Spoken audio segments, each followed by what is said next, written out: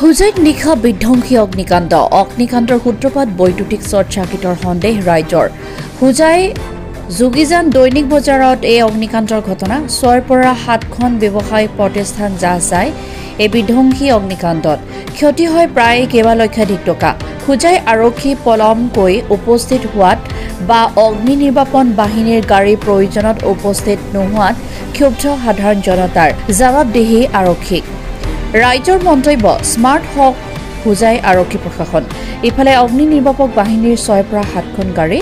ঘটনাস্থলীত উপস্থিত বহু সময় অন্তত কোনোমতে ক্ষান্ত কৰে এই অগ্নিকাণ্ড ফলত অৱশ্যে ৰক্ষা পৰে আন বহু ব্যৱসায়িক প্ৰতিষ্ঠান ঘটনাস্থলীলৈ হুজাই বিধায়ক হুজাই জিলা প্ৰশাসনৰ অতিৰিক্ত অধীক্ষকৰ লগে লগে ৰাওনা bureau report Assam north east news live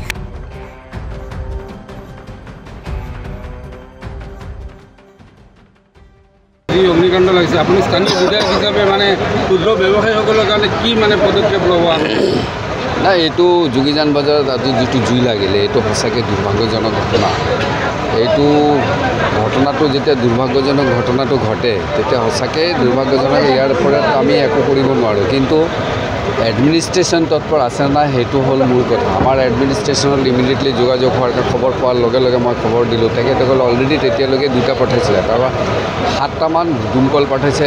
তাৰ ভিতৰত আপোনাৰ লংকাৰ পৰা হৈছে ডবকাৰ পৰা হৈছে হুজাইতো আছে তাৰপিছত নগাঁৱৰ পৰা আধা ৰাস্তাত আছে নগাঁৱৰ পৰা আধা ৰাস্তা মানে আমাৰ ফালৰ পৰা কোনো ধৰণৰ ত্ৰুটি হোৱা নাই যদিও প্ৰথম ভাগত হেৰি মানে কেনেধৰণৰ ইনফৰমেশ্যন দিছিলে সেই ইনফৰমেশ্যনৰ ভিত্তি কৰি 2টামান দমকল আহিছিলে তাৰপৰা কিন্তু লাগি আছে কণ্টিনিউৱাছলি এতিয়া কথা হ'ল কি দোকানদাৰবিলাকৰ লগত আজি এডজাষ্টমেণ্ট কৰিব নোৱাৰোঁ কিমান প্ৰপাৰ্টি ধ্বংস হৈছে এইটো কালিয়ে বহি ঠিক কৰিব লাগিব ইয়াতে কিছুমান দোকানে মই যিটো শুনিছোঁ ইঞ্চুৰেঞ্চ কৰা নাই মাত্ৰ 2টা দোকানে ইঞ্চুৰেঞ্চ কৰিছিলে তেখেতসকলেতো ফুল বেনিফিট পাই যাব বাকীবিলাক যিটো কৰা নাই ইমিডিয়েটলি গভৰ্ণমেণ্টৰ ফালৰ পৰা যিটো কৰিব লাগে সেইটো কৰিম আৰু এনেও এই যোগীজান বজাৰত RCC বিল্ডিং বনাই বজাৰ বনোৱাৰ কথা আছিলে কালিত মুখ্যমন্ত্ৰীৰ ওচৰত মই এটা মোৰ পেডত যিটো দিব লাগে ডিমাণ্ড কিমান হ'ব PWD ইঞ্জিনিয়াৰৰ লগত আলোচনা কৰি মৰ্কাট বাজাৰটো যাতে ধুনীয়াকৈ বনাই দিয়ে সেইটো এটা 2 নম্বৰ ডিমাণ্ড থাকিলে আমাৰ ইয়াতে বজাৰত আজি যিটো অনুভৱ কৰিছোঁ সেইটো হ'ল ইয়াতে এটা দমকলৰ এটা পইণ্ট লাগে সেইটো বজাৰৰ ৰাইজৰৰ ডিমাণ্ড আছে কাৰণ সেইটো হ'লে হয়তো বজাৰ হিচাপেতো থাকিবই লাগে 2টা আৰু 3টা ফিল্ড 3 নম্বৰ যিটো মোৰ ফিলিং হৈছে ওচৰে পাজৰে পুখুৰী থাকিব লাগে পুখুৰী ক'তো নাই আজিকালি মডাৰ্ণ লাইফ ষ্টাইল হোৱাৰ কাৰণে ৰাইজে পুখুৰীৰ প্ৰতি কোনো হেৰি নাই কিন্তু আমিতো আপোনালোকে দেখিছে প্ৰধানমন্ত্ৰীৰ মাধ্যমেৰে আমি অমৃত সৰোবৰ এইবিলাক বিভিন্ন ধৰণৰ আঁচনি হাতত লৈছোঁ কিন্তু ওচৰতে যাতে আমি পুখুৰী কাটি ল'ব পাৰোঁ তাৰ কাৰণে মই খবৰ লৈছোঁ ইয়াতে চৰকাৰী খাছলেণ্ড আছে